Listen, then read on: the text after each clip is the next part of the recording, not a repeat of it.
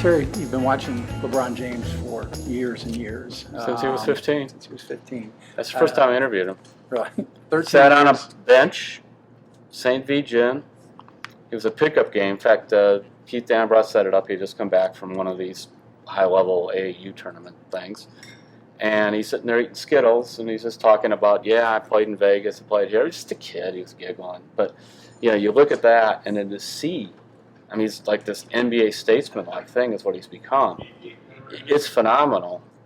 And, yes, he's smart, and he's learned how to talk. But, you know, he took lessons on this from PR people. He paid attention.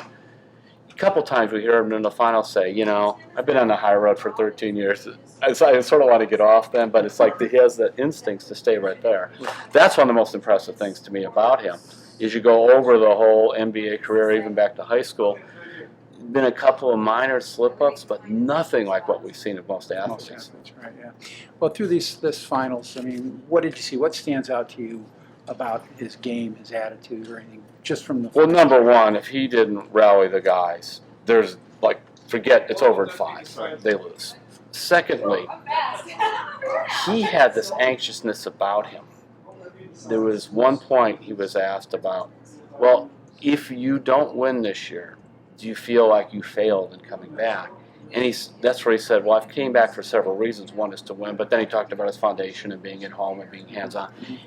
I always say that's an accurate but not true.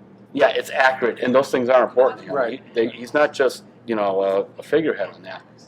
But he knew, in the finals again, he knows all the things that could go wrong in the finals. Right.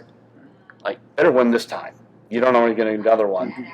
So I heard him like saying one thing, but his eyes said something else, like this is the time. Yeah. Because they don't know if there'll be another time. Right, right. With that out of the way, what do you think is next for him? The title out of the way. That'll be fascinating. Hey, look, he's not going anywhere this year, Right. so stop Right. with this. That's just ridiculous.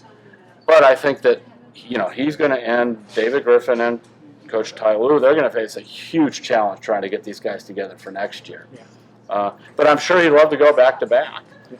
But, I mean, the fact is, you know, one title in Cleveland is worth, what, 5 somewhere else, or whatever number you want to put on it. Right. And he knows that, too. And I loved how, you know, he reacted as we hoped he would react, and he was very emotional. Yeah. Yeah, he's won 3 of them, but none of them felt anything like That's this special. one.